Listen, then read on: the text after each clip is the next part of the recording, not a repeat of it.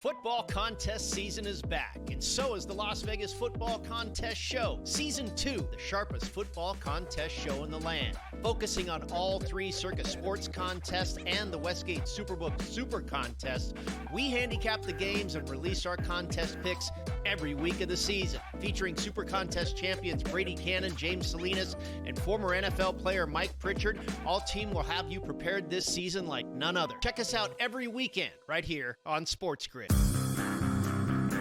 Are we going to sit here today and acknowledge that the Indianapolis Colts right now are the best team in the AFC? They are right now. They can run the football with Taylor. They got a competent quarterback the way he's playing right now in Daniel Jones.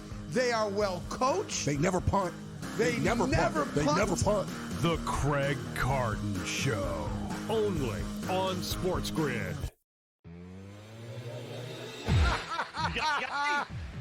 I told you Vladimir Guerrero would hit a home run. He hits a home run on his first pitch. 2-run shot, 2-0 Jays. And I gave you Suarez earlier. I'm telling you, Scott, Contreras last night, Story the other night. Bro, every night I've been hitting these home run props. And not the easy Ohtani ones at old plus 190. Right. These are plus 450s, baby. In-game live, only on SportsGrid. Florida State put up 498 rushing yards on this defense. 8 rushing touchdowns, and they almost averaged 10 yards per carry. Tough scene. I mean, you got to be kidding me. It should be 60 to 7. Yeah. Give me the 7. I just gave you the 7. Exactly. And are you on this? Point. I'm thinking field goal and maybe a but safety. But are you on Joe. this? This Over is your best 3.5. Okay. Didn't you read the screen? What are you not paying attention to the show? SportsGrid's College Football Today.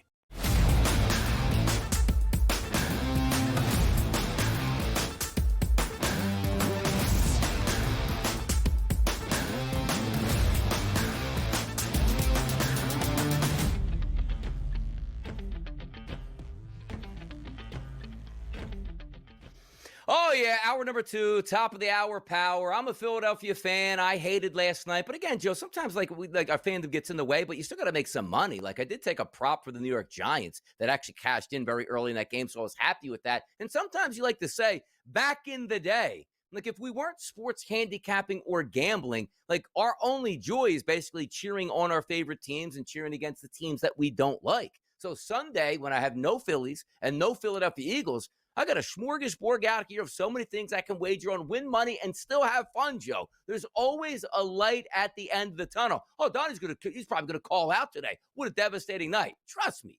Over my close to 50 years on this planet, I've seen devastating losses, ridiculously bad beats. The sun always comes up the next day. It ain't sunny in Philadelphia today. Quite frankly, it was freezing like 32 degrees up here, give or take. My goodness. But come on now. Just because the Eagles are bad, Joe, it doesn't mean I can't put a smile on my face coming here with you and have fun with these good people. 32 degrees. My goodness. The iguanas are falling out of the tree, Joe.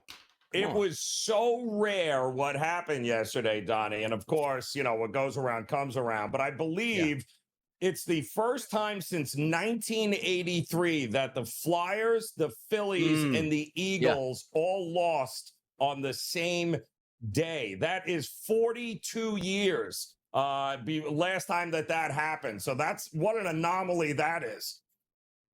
It is. Actually, it actually goes to show like that the Phillies are actually good and can get to the playoffs because for a long time, Phillies weren't making any playoffs. So losing on October 9th was not even an option for them at this point. But yeah, shout out the Flyers for actually, I don't know, they get a little prize for only losing by 1 goal to the Stanley Cup champions. It is what it is at that point here. But the way it is, we set the table for the SportsGrid Day for you right here on the early line. We keep smiles on our faces, even if we might be crying a little bit inside. Let's get to the early lineup, the hottest topics across the sports landscape, which was the New York Giants looking like a competitive football team after looking disastrous last week. Joe, I have a bet over 3.5 as a team total for the New York Giants, which I was very upset with the Giants last week. That was supposed to be the win that you take in New Orleans, but yet they beat the Philadelphia Eagles 34-17. Dart looked competent. Scatterboo looked very good with 3 touchdowns here. The Giants defense put pressure on the Eagles offense, and away they go. A 17-point victory as a 7.5-point underdog. Giants were the better team. They got the win yesterday.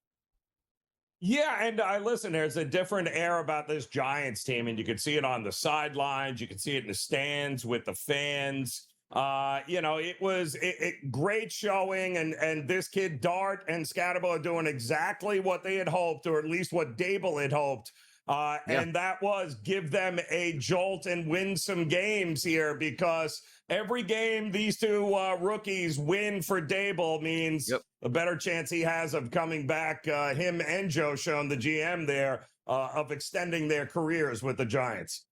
Yeah, we'll see what happens here in the future, because good win by them last night. 2 more wins, Giants. 2 more wins, and we're able to get home here. Now, I'm checking a schedule right now, and that's for the Baltimore Ravens. Well, Donnie, why are you checking schedules right now? They just got pummeled by the Houston Texans. They play the Rams this week. Then they have a bye. Then they play the Bears. Why the charade in Baltimore? Look, understand this, show. Do you think the Rams staff, including Sean McVay, is like, hey, man, we don't even know how we're going to practice defense until we can find out if Lamar Jackson's going to play or not? He's not playing. End the charade. Stop with the TBD on who the quarterback is going to be. Lamar Jackson is out this week. Lamar Jackson will have the bye week to rest. Lamar Jackson will reappear on Sunday, October the 26th. Why the secrecy here, Joe? Why? I don't know why we keep pretending like all of a sudden he's going to wake up and the hamstring is going to be miraculously, it's healed. Look at that. It's healed. Who'd have thought it? Yeah, no. But I will say this, because I didn't care about Lamar, whether he's good or he's not. We all figured, and it's already been baked into the line, that he would not be playing. But Baltimore is likely to get back Kyle Hamilton on the defensive side, as well as Ronnie Stanley for this game, their big left tackle. So that's all good news. The sooner they start getting healthier on that side, the better off it's going to be for the Ravens. Hear me out, Joe. You take a look at the Ravens and the way they're set up now. I do think they're going to lose this game, obviously, this weekend to the Los Angeles Rams. But look at the horizon. You get the bye week. Lamar will be back home against the Bears, away against the Dolphins, away against the Vikings, away against the Browns. Oh, no, 3 straight road games. I just hear those teams I just told you, Dolphins, Vikings, Browns. Then who do they get? Back-to-back home games. The Jets and the Bengals here. Something to keep an eye on, where buying low at the right point makes some sense here for those Baltimore Ravens. But don't take them before this weekend. They're going to lose. Take them after they lose. Maybe a little eye on the prize with some good efforts there on the back end that you can cash a nice ticket. Mac Jones, he wants to play this weekend. Brock Purdy wants to play. 2 quarterbacks banged up. I think it's going to be Mac this weekend for those Niners. Yeah, I mean, it is. And they got to figure out a way to keep one of these 2 guys healthy long enough to be able to finish the season. I mean, my goodness. Mac Jones shows that, good coaching and the right system. And yes, you can play quarterback in the NFL, which is exactly what he is proving.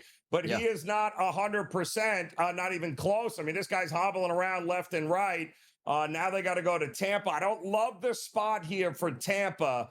But my goodness, it's kind of tough not to like him at home. Going to be a very hot and humid day again this Sunday. So, advantage Tampa, unfortunately. Drink your fluids, people, before you play in Tampa here. The Phillies have been drinking a lot of fluids here, but not necessarily championship champagne. They're going home for the holidays here. The Dodgers, they cracked the champagne. They're moving on with a 2-1 victory over the Philadelphia Phillies, who I think are still trying to score another run at 8:08 Eastern this morning, Joe. Yeah, they are.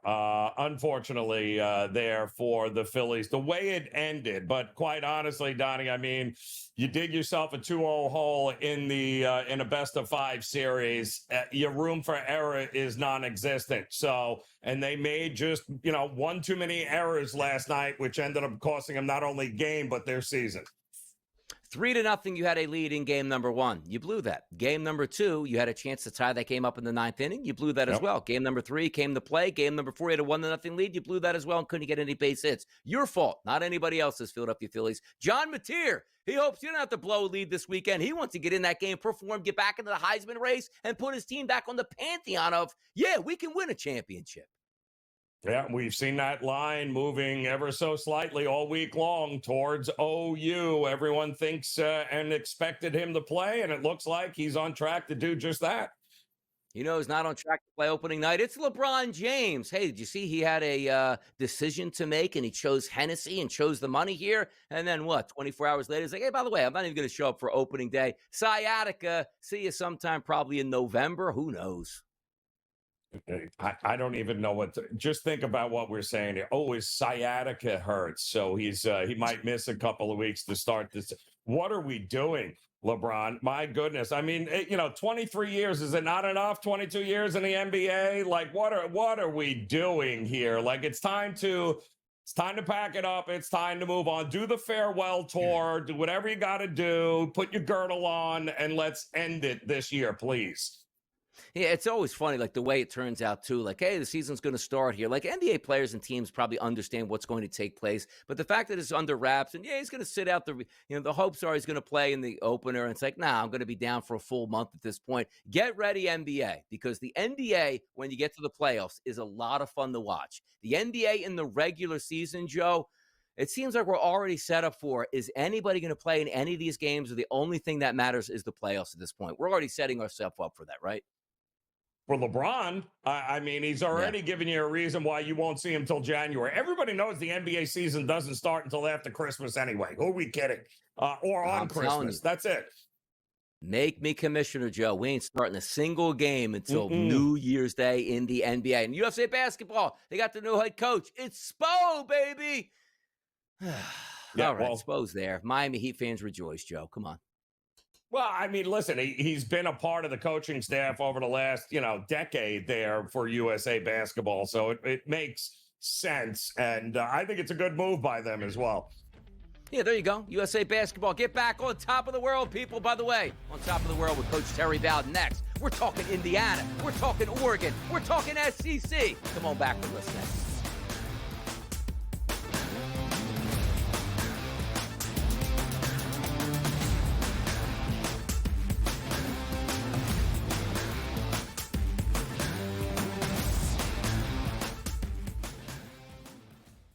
Football contest season is back, and so is the Las Vegas Football Contest Show. Season 2, the sharpest football contest show in the land. Focusing on all three Circus Sports contests and the Westgate Superbook Super Contest, we handicap the games and release our contest picks every week of the season. Featuring Super Contest champions Brady Cannon, James Salinas, and former NFL player Mike Pritchard, all team will have you prepared this season like none other. Check us out every weekend right here on SportsGrid.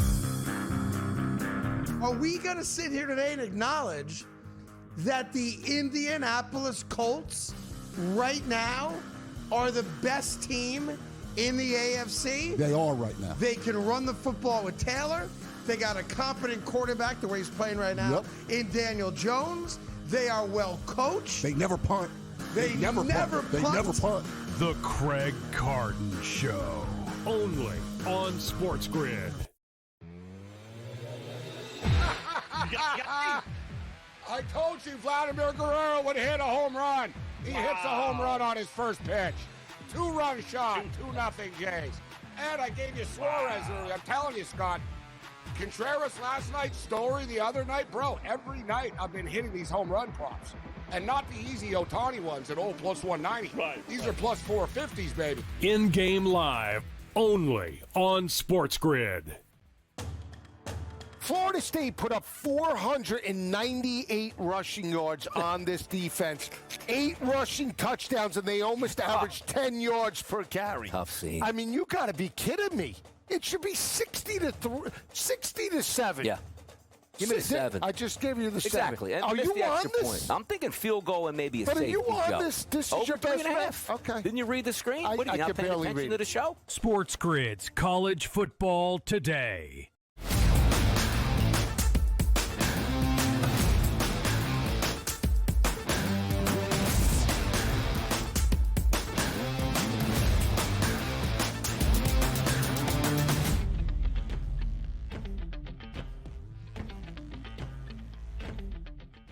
Right back here on the early line on a football Friday. It's go time, as we like to say. An exciting weekend all the way through. It's Donnie Wrights out. It's Joe Raniero, and we got to bring in the coach. He's Terry Bowden. We got so many good games to go after. And, Coach, it looks like you're on location. Where is this location? I had to come down. It's Auburn, Georgia. I'm in Auburn, Alabama for the oldest rivalry game of the South. 1893 was the first game. I coached in the 100th, and you know what? The last time I was here, I was a coach for Auburn on the sideline, and Kirby Smart was on the field playing for Georgia. I'm an old man. Look at that.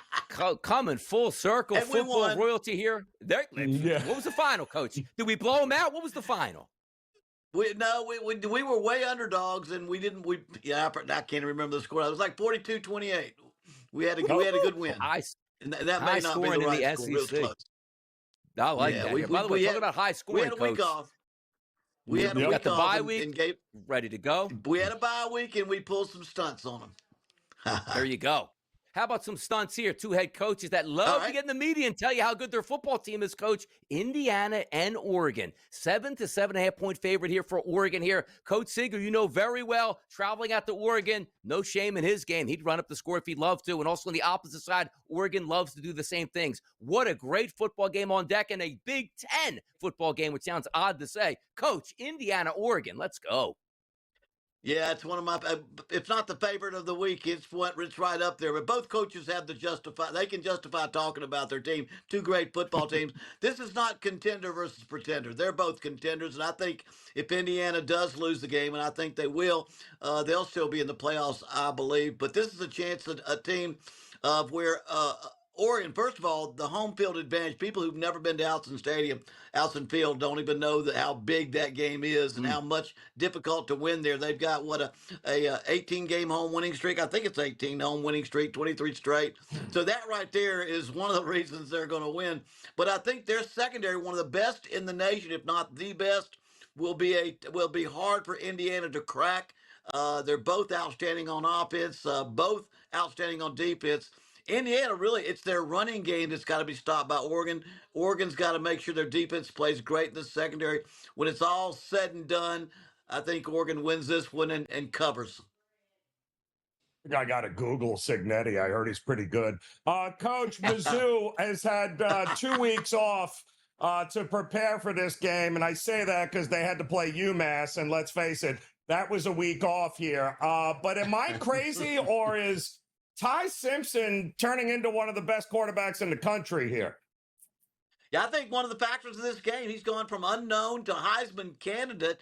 He reminds me of C.J. Carr at Notre Dame. He just has a way of playing solid football, and that's what he does so well. And with the talent that Alabama has, if they just get solid performances out of him, don't turn the ball over, manage the offense, hit open receivers, I think that's what you got to do with the great athletes they have at running back and wide receiver at Alabama. I do think Missouri forever is kind of like Indiana. Nobody gives them credit for how good they are and how well they played, but they will play well. But however, when it comes down to it, I really think Alabama's got a little bit too much for them. I think the streak stops today with that. I think they've got their own home winning streak. In fact, they played at home, I think, every game this year so far. But Alabama's got more talent, and Alabama will come ahead, and we'll see Alabama win and cover in Missouri. Great game in the SEC, Coach. Let's flip it back over to the Big Ten. On the road, Ohio State, the number one team in the country, 2-touchdown favorite over Illinois in Champaign. What are we thinking about Ohio State and Illinois, Coach? Well, I think two really good football teams. I love this game too. Illinois made a great comeback after that 63-10 loss to Indiana. They came back with a walk-off field goal to beat Southern Cal. Ohio State just getting better and better and better. I think everybody knows how good they are talent-wise. They're explosive on offense with receivers and Bo Jackson at running back, and that's not the Auburn Bo Jackson. That's their own. But really what makes Ohio State the most elite team is their elite defense. And I think that's why the points are kind of tough. You're getting on up there at 14.5. I think last time I looked. But Ohio State's just playing their best football until somebody shows me they can hang. They're going to pull away from Illinois, who's going to do well. Luke Altmaier, their quarterback, is really an elite quarterback. But Ohio State will pull away in the second half and cover for this game. Coach, I'm a former Big 8 guy, and I've been to this game an awful lot over the years. The Red River rivalry here at the Texas State Fair, Oklahoma taking on UT. Coach Mateer, looks like he is back. Pick'em price. What do we do here? Well, you know what? If Mateer is back and he's fully healthy, I'm betting. I've held back because I haven't figured out whether they're just giving us one line or another. If he's back and can play full go, it's Oklahoma all the way for me, a 1.5-point spot. But if he doesn't play, I'm going with Texas. Texas season is over if they lose this game. That'll be 3 losses. It'll be out of the conference playoff, out of the playoff probably, out of the conference championship. It's kind of when I say it's over, they can't really recover for the fans or for where they need to be if they lose. So I think more is riding on it. I think Arch Manning, we've got to get out of this. He's got to be a superstar. If Mateer doesn't play, and Arch just goes out there, plays solid, hit the open guys, don't turn the ball over, just manage the offense. I've got Texas. They need this game so bad. I've got them winning. I think Oklahoma's defense, number 1 in the nation. I think it's a little bit padded with some of the people they played. Michigan wasn't very good on offense early in the season, on offense. Then it was three G5s they played against. So they are elite on defense, but I think they're a little bit suspect statistically because of the people they played. I'm going to go with I don't know how I'm going to say people before. I'm going to wait till the very end. I want to make sure Mateer plays. I'm thinking he won't play. They'll hold him back unless something happens. And I'm going that Hawkins is going to play, and I'm going with Texas to upset Oklahoma. Love to hear it, Coach. Quick time left here on the Plains. Top 10 Georgia coming to town against those Tigers. War Eagle, Coach. Come on, what do we got? Well, War Eagle, I am in Auburn, and I would be probably kicked out of the stadium if I didn't have some orange and blue on in this game since I've coached in it. And it's funny, my wife, she's on the Georgia staff, so it's going to be kind of tough walking in that stadium. But you know what? This is the oldest rivalry in the South. This is a huge game. Anything can happen. Auburn at night. Give me Auburn a walk-off, win the game. Walking it off, Coach Terry Bowden. Love to see it.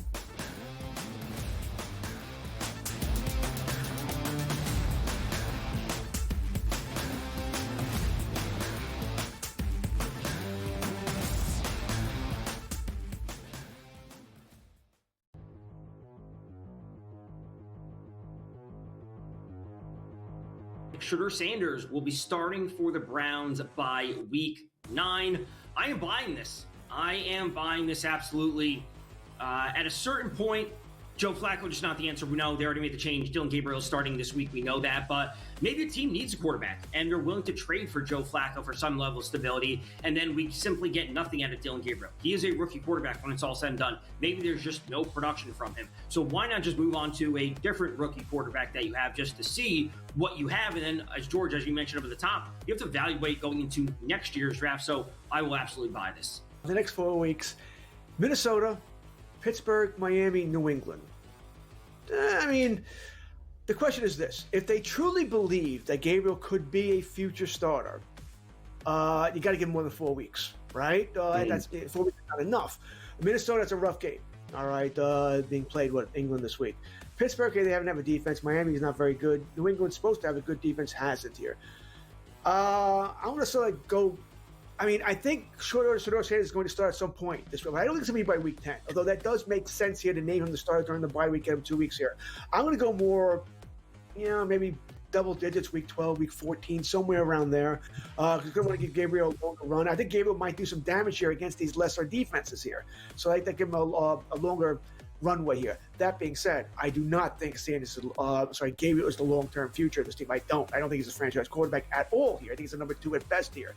Sanders could be a number 1. I have doubts about him too. I think Sanders has a better shot. So by week 9, by week 10, I'll sell that. But if you would give me a couple more weeks, I would have bought it. Fantasy Sports Today, Fridays starting at 3 p.m. Eastern, only on SportsGrid.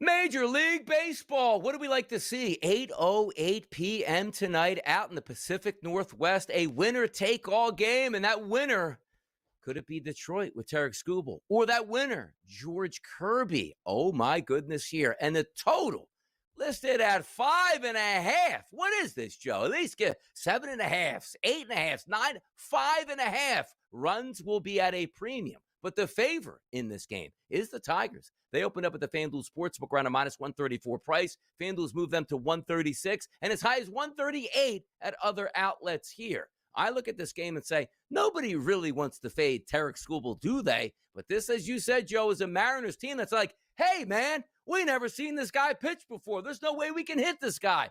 All hands on deck. Game 5, winner take all, Friday night, Joe. I love to see it. Yeah, it's kind of crazy to think that this even made it to 5 games, Donnie, because I did not think this was it. I thought for sure Seattle would have been able to close the book here. But once again, you got two teams that, are not used to being in this spot here. I mean, it's not like they both have this rich playoff history over the last decade. Skubal, listen, as good as he is, and this is exactly what Detroit had hoped.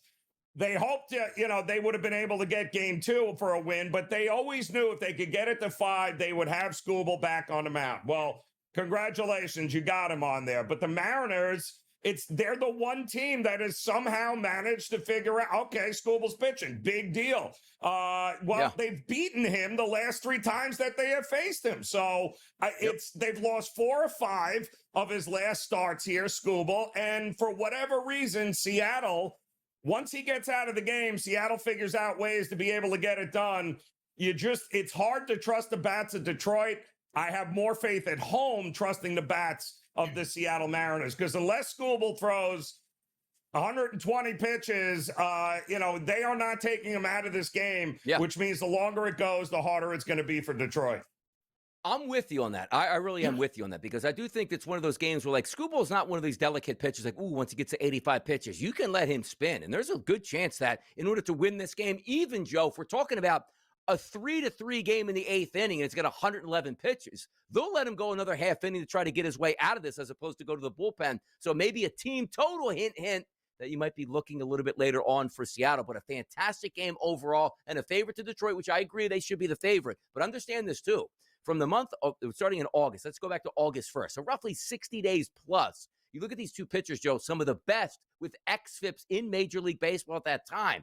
George Kirby's ERA is higher than Skubal since August 1st by about 2 runs. But his xFIP, Joe, is actually lower. Who's going to get that key hit tonight? And also, no cheapies. This isn't Citizens Bank Ballpark. This isn't Bronx, in the Bronx at Yankee Stadium. You got to get a hold of one against one of these pitchers. And it just feels like maybe an unsung hero steps up tonight. Easy to say, right? Like, Torkelson will get it, or Cal Raleigh's going to get it. Somebody's going to be an unsung hero tonight in the biggest moments, and that's what I'd love to see. Yeah, well, and Kirby has always pitched better at home. His numbers at home are a million times better than on the road because it's a pitcher's park. And keep in mind, Seattle has been really good at T-Mobile Park there. 162. 100 wins, 62 losses over the last 2 seasons. Yep. That's the 3rd best home mark in Major League Baseball over these last 2 seasons. They thrive at home. They've got the arms. They've got the bullpen. They have not been worked nearly as much as Detroit has had to work that bullpen since they had to start against the Guardians. They better be playing from in front early and often. Otherwise, I just don't see how Seattle doesn't end up grinding out a win here when it's all said and done. How about a Game 5 on Saturday night? I was hoping it was going to be my Philadelphia Phillies, but it's not. It's the Cubs and the Milwaukee Brewers at 8 o'clock on a Saturday night. We don't know who the starting pitchers are going to be for this game. All hands on deck. Basically, Joe, a static line listed as a minus 130 favorite towards Milwaukee and a total of 7.5. Even though we don't know who the pitchers are, or the vibes are anything can happen in game number 5, or, oh no, Milwaukee's going into a shell on offense. Can they break out? What are you feeling about this game Saturday night, even if we don't know who the pitchers are?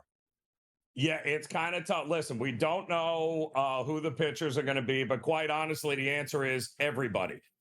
Is Cade Horton available to start? They've been toying with that idea, right?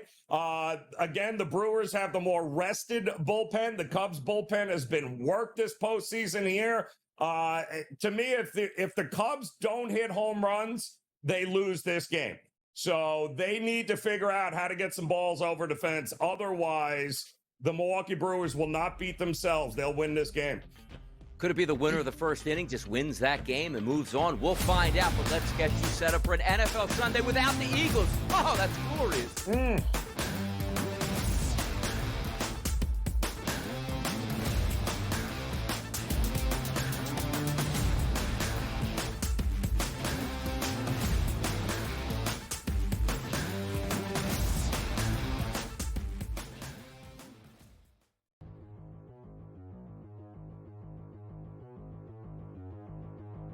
Shedeur Sanders will be starting for the Browns by week 9. I am buying this. I am buying this absolutely.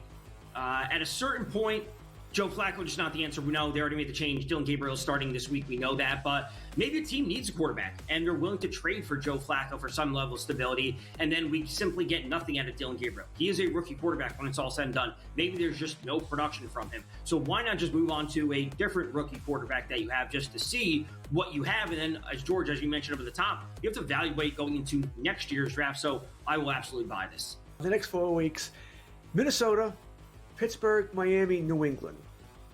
I mean, the question is this. If they truly believe that Gabriel could be a future starter, you got to give him more than 4 weeks, right? That's 4 weeks is not enough.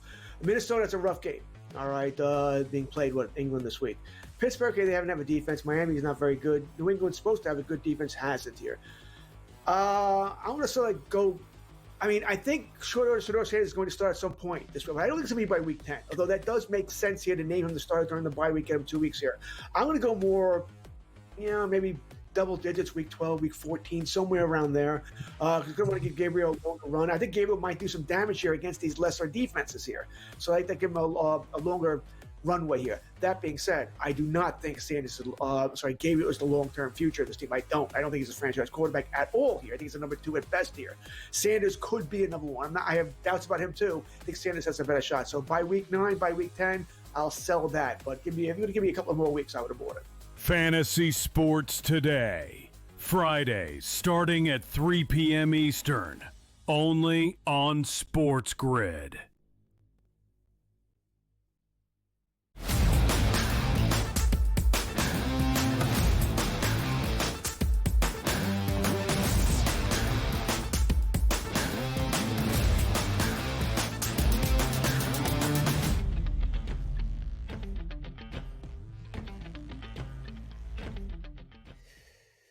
To be determined, Joe. Sometimes we take a look at, that's the pitching staffs. We don't know who's going to pitch tomorrow night in a pivotal game number 5 in the National League between the Cubs and also the Milwaukee Brewers. But we don't know who's going to be the quarterback of who. The Arizona Cardinals on Sunday afternoon as they take on the Indianapolis Colts, a good Indianapolis Colts team with a good Daniel Jones this year. This line, look ahead to it, Joe, was 3.5. We're now over a touchdown to 7.5 here.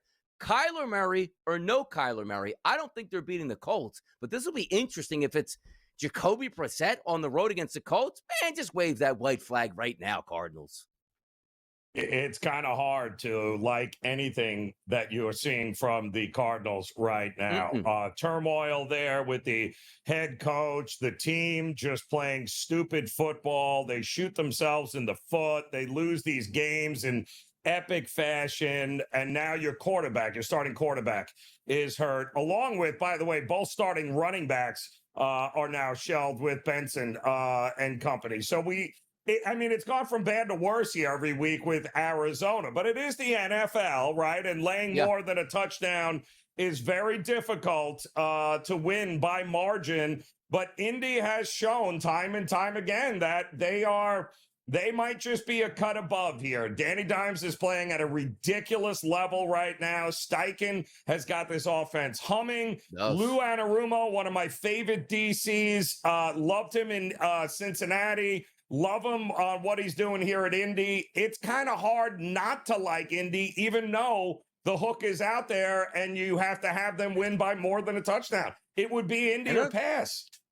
Yeah, no, I'm with you on this because, again, if you want to bet a teaser, it looks like a great teaser spot, hint, hint, on the Colts, which I'm telling you, probably ends up losing. And oh my goodness, Jacoby Brissett was fantastic. But if you are looking at Arizona's offense, Kyler Murray is built on speed and running out of the pocket. You're going to be playing on turf on the road and already in a game where you're probably not going to hear your signals all that much being in a dome and the other team's crowd is going to be fired up. Maybe it's best to rest him. I'm not saying it gives you a better chance to win, but the last thing I want is Kyler Murray at 5'4", unable to run around and deliver passes from the pocket. Something to keep an eye on. Understand this, Joe, as we know. Friday practice reports. They'll tell you everything you need to know. He doesn't practice today. I don't want to hear a questionable for Sunday. He's not playing on Sunday. You must practice Friday to play on Sunday here. Dallas and Carolina, next game we'll take a look at. How about last week, Joe?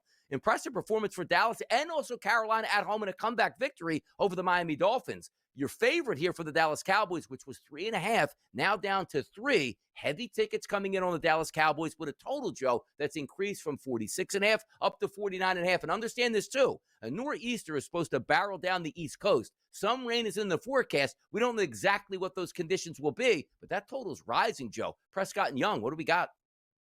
Well, we told you yesterday in the spread lines, Donnie, that this was a Dallas team that, boy, oh boy, it's pros versus Joes here. The public loves Dallas, but boy, oh boy, the line keeps moving the other way, right? So, and again, I mean, Dallas was missing 4 starters on the offensive line a week ago there. They had no CeeDee Lamb, and yet they went out there against that Jets defense and carved them up here. And it's not like Carolina's defense is somehow better than what you might have gotten against the Jets there. So I get why the total is rising. But if it's one thing that we have seen with this split, the public loving Dallas and the pros loving Carolina, I would only bet on Carolina at home, Donnie. It's the only spot I would look to them ever. And right now you got a home dog.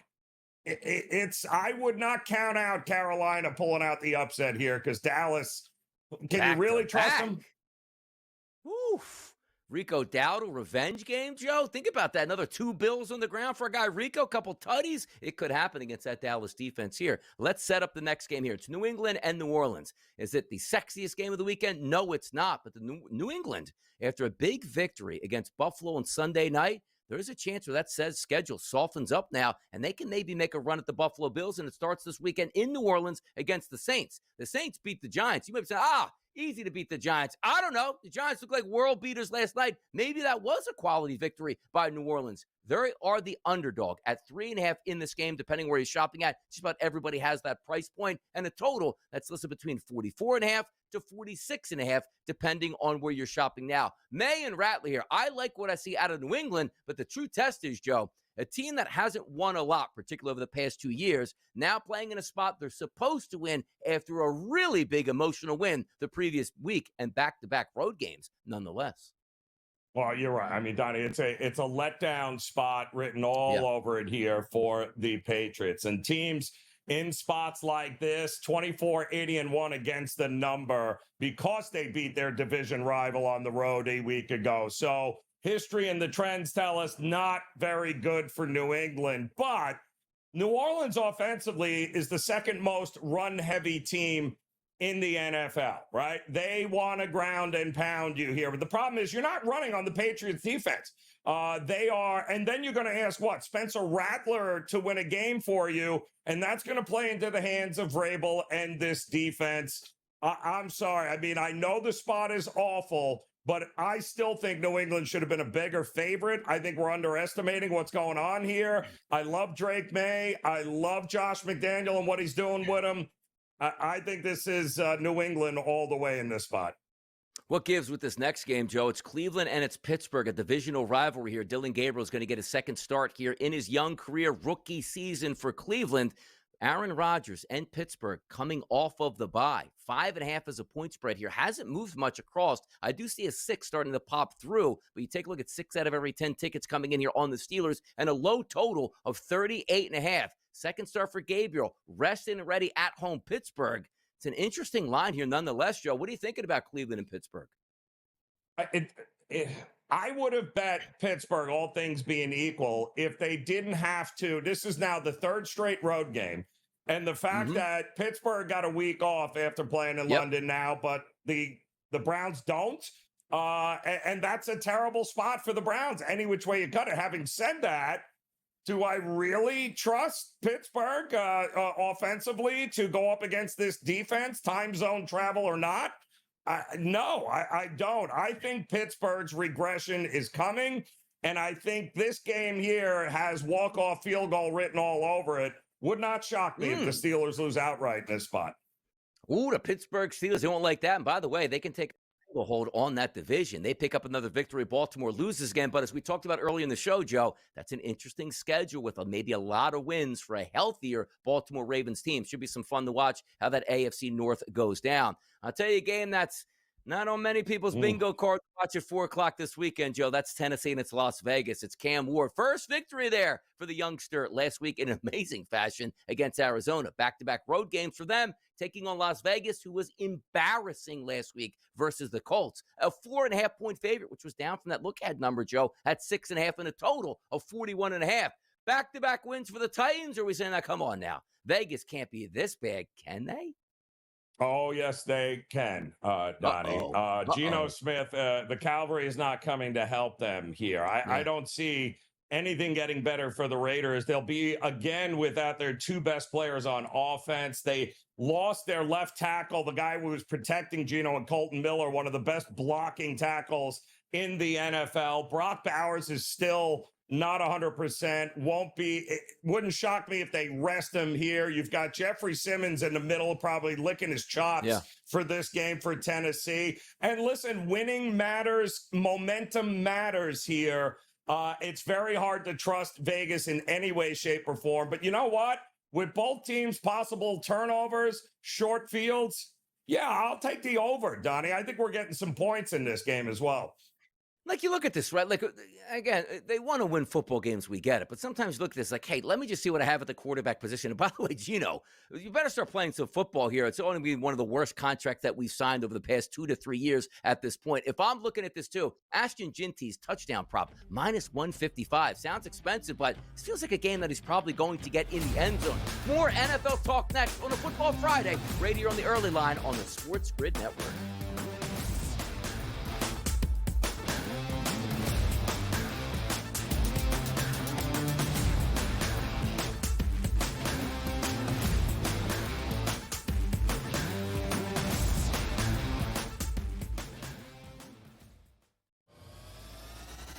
If you're O'Connell, you have a serious decision to make. Like, what is, again, he's been hurt now in back-to-back years, McCarthy. Yeah. You don't know what you have. 100%. This is a similar situation to what the Niners did with Trey Lance. Like, if the guy can't stay on the field, and again, limited, you have to do what's best for the organization.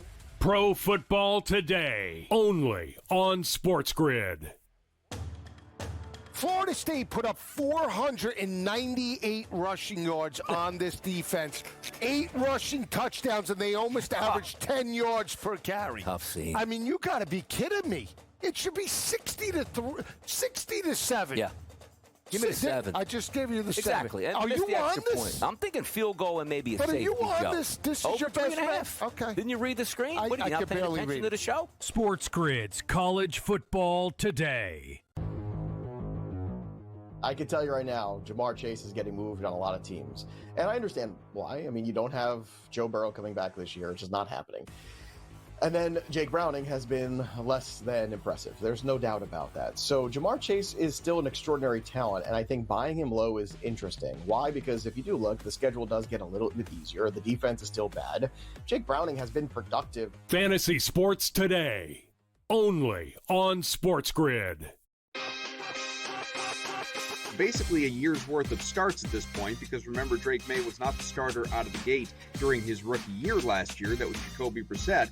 There have been some, encouraging performances and, I think some flashes of what could be upper echelon talent within the scope of the league. But going into this year, it was, we're going to find out. Game time decisions, only on SportsGrid.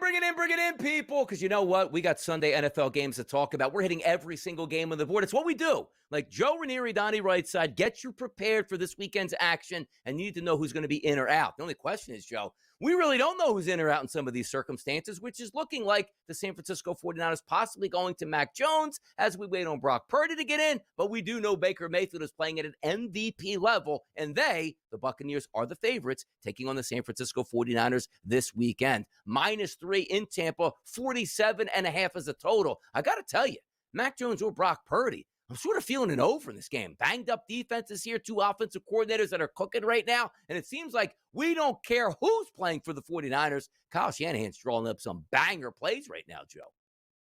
Yeah, I mean, listen, it's not like Tampa doesn't have its own issues, right? They're playing musical chairs on the offensive line, Donnie, as well. And they went up against such a banged up Seattle defense that they were able to pick that secondary apart here. It's going to be interesting to see what Saleh can draw up here, because the linebackers are still pretty darn good here on the 49ers. And they do have a little extra time, right? Last having what they beat the Rams on a Thursday night. So they've had a little extra time here.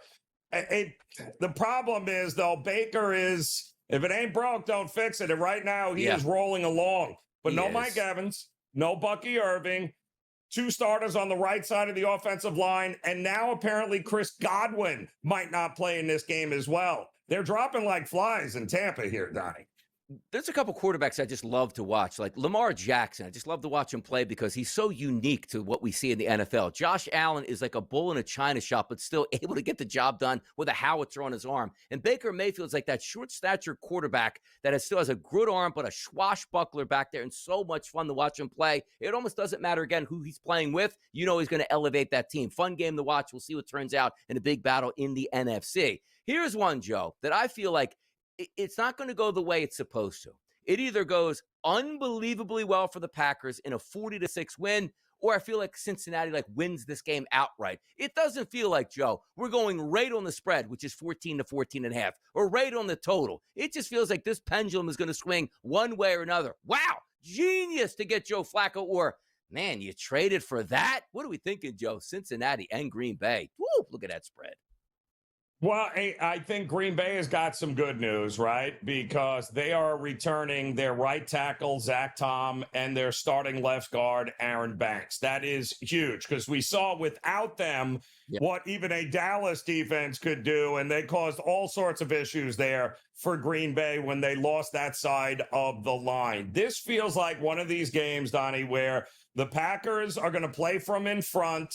And then because of that soft defense of Cincinnati in the second half, they are just going to drain the clock out all day long. I don't think they're going to ask Jordan Love to throw the ball 70 times. Exactly what they did to Detroit in the first game, if you remember.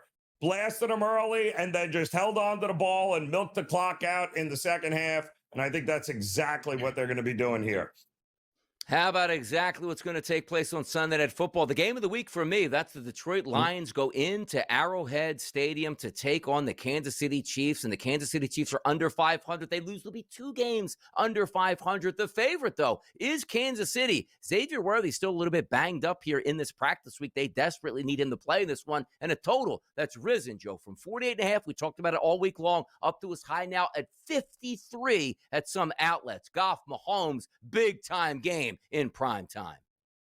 And we've seen it, right? Pros versus Joes here. The public saw Detroit open up as an underdog and could not believe it.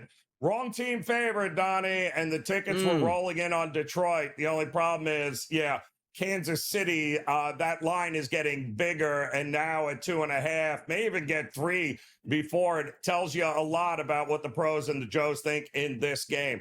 It's still Kansas City. They're still at home. We saw offensively on the road against Jacksonville last couple of weeks what they are capable of doing. Very hard to go against them in this spot, while Detroit certainly looks like they can go toe-to-toe for a little while. Keep in mind, Donnie, that entire secondary of the Lions is a mash unit now. They are decimated by injuries in the back end of that defense. Sounds like one Patrick Mahomes might be able to take advantage of that in this game. 86% I'm looking at. That's how many tickets are coming in out of every 100 tickets on the Detroit Lions with reverse line movement. This is the ultimate pros versus Joes game. Monday Night Football, pros versus Joes. I think we're getting another one here, Joe. 8 out of every 10 tickets coming in on Buffalo. Oh, where'd that line open up? 4.5. Where does it sit today? 6.5? Nope. 4.5 to the Buffalo Bills on the road, taking on Michael Penix and the Atlanta Falcons. A total that's listed between 49.5 and 50, depending where he's shopping at. The Bills should win this game, but that line isn't moving. Home teams, home dogs, Joe.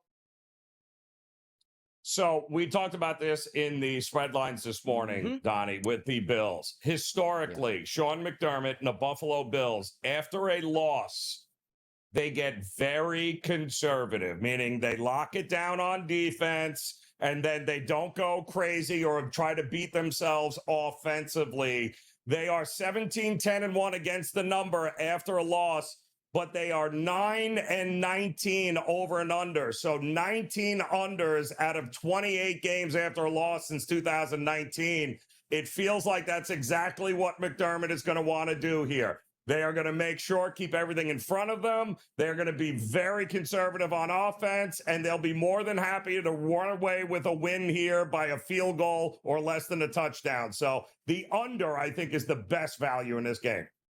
Wrapping up the entire week here of football. Game number 2 of the doubleheader on Monday Night Football. Chicago and Washington. Caleb Williams going up against Jaden Daniels. Same spread as the other game on Monday Night Football. 4.5. Same exact total at 49.5. How about that? Williams, Daniels, Monday Night Football. Joe, what are we previewing here?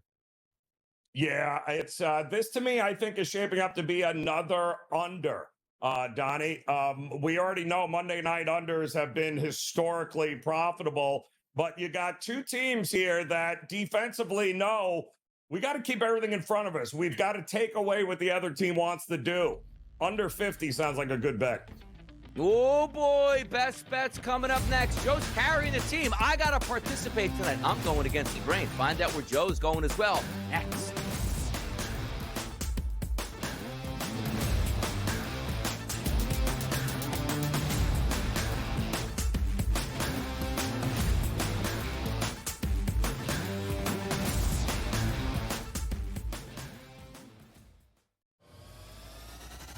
If you're O'Connell, you have a serious decision to make. Like, what is, again, he's been hurt now in back-to-back years, McCarthy. Yeah. You don't know what you have. 100%. There's a similar situation to what the Niners did with Trey Lance. Like, if the guy can't stay on the field, and again, limited, you have to do what's best for the organization. Pro Football Today, only on SportsGrid. Florida State put up 498 rushing yards on this defense, 8 rushing touchdowns, and they almost averaged 10 yards per carry. Tough scene. I mean, you got to be kidding me. It should be 60-7. Yeah. Give me the 7. I just gave you the 7. Exactly. And are you on this? Point. I'm thinking field goal and maybe a safety. But are you on Joe. this? This is your best bet? Okay. Didn't you read the screen? What, are you not paying attention to the show? SportsGrid's College Football Today. I can tell you right now, Jamar Chase is getting moved on a lot of teams. And I understand why. I mean, you don't have Joe Burrow coming back this year. It's just not happening. And then Jake Browning has been less than impressive. There's no doubt about that. So Jamar Chase is still an extraordinary talent, and I think buying him low is interesting. Why? Because if you do look, the schedule does get a little bit easier. The defense is still bad. Jake Browning has been productive. Fantasy Sports Today, only on SportsGrid. Basically a year's worth of starts at this point, because remember, Drake May was not the starter out of the gate during his rookie year last year. That was Jacoby Brissett. There have been some, encouraging performances and, I think some flashes of what could be upper echelon talent within the scope of the league. But going into this year, we're going to find out. Game time decisions, only on SportsGrid.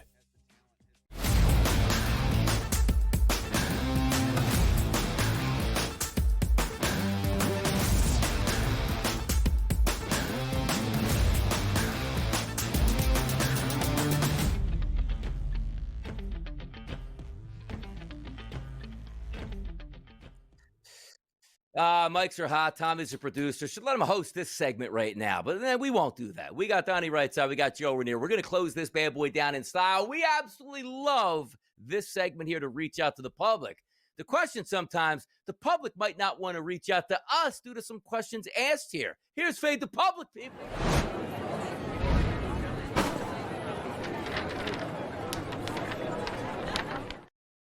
Now, maybe it's the public who love the Philadelphia Eagles like myself and say, well, a hashtag Giants win for a Heisman Trophy question. Maybe it doesn't make that much sense, but I get it. I love to see it. I love the fight here. But also, it's a Friday morning, and we're asking the people, Joe Ranieri, on our SportsGrid account. Easy to follow. Make sure you do that. Get these questions each and every morning, Monday through Friday, so you can answer to let us know where we're going on a Fade the Public poll. Simple question today. Who is your Heisman favorite going into week number 7? 4 choices: Dante Moore, Carson Beck, Ty Simpson, John Mateer maybe making a little sample appearance this weekend. Monster favorite?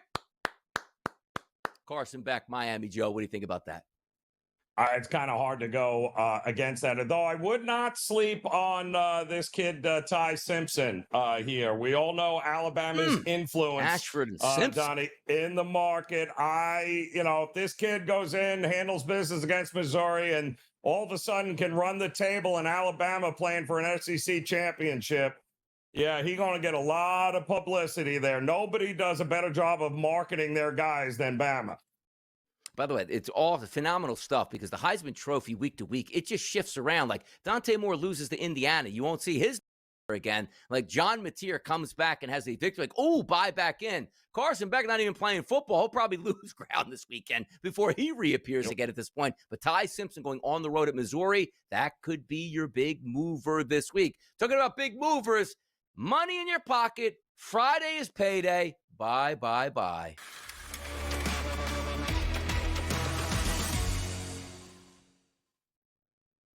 Stay hot, Joe. What are we looking at? 3-1, 4-1, 5-1, 6-1, 7-1, 8-1, 9-1, 10-1, Joe. Can you give the people what they need here? Well, I mean, Donnie, we gave him Kennesaw State last night in a outright upset over La Tech. I don't even know if people understand where Kennesaw State is, but they don't. We are going to go back to college football here tonight, Donnie, because one of my favorite teams to watch, a team in which we also have given out on this show in this spot over the last month since college football started, and that is South Florida taking on North Texas. And we previewed this game early in the week, and I told you, keep an eye on that total because it's up to 67.5, 68. I think it's still going to go higher before kick tonight.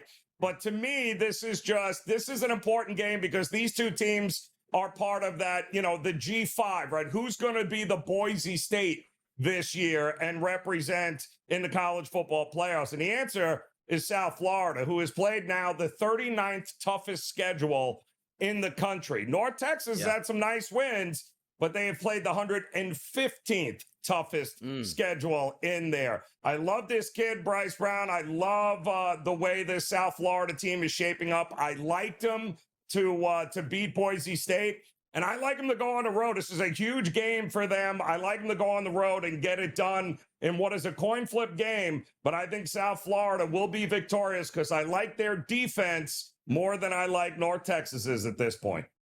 Let's go Bulls at this point. For me, I'm going to go contrarian today. Nobody wants to take a look at Tarek Skubal and try to fade that guy. You see what he done this year, Joe. You take a look at, close to 800 batters, over 800 batters faced on the season, and he's been absolutely filthy. But the one thing he struggled with just a little bit over the past 30 days, Joe, is right-handed batters to the tune of a 220 ISO and a 324 weighted on base percentage. Just about every batter in that lineup today, outside of Josh Naylor and J.P. Crawford, will be right-handed batters. I'm not asking for a lot, just a sliver. A team total tonight that I'm playing. The Seattle Mariners over 2.5 runs to be scored against the Detroit Tigers. Doesn't have to be against Skubal. Skubal might have fantastic performance here over the first 7 innings. We might even be tied 2-2 heading into extras where you can pick on maybe that bullpen. For me, I'm fading Skubal. I'm not really, but it sounds like it. Give me 3 runs for the Mariners tonight. Maybe they get a victory. Maybe they don't. Just give me 3 to cash in that ticket. Let's go up against. I'm not afraid of Skubal. Neither are the Mariners, Joe. Nope.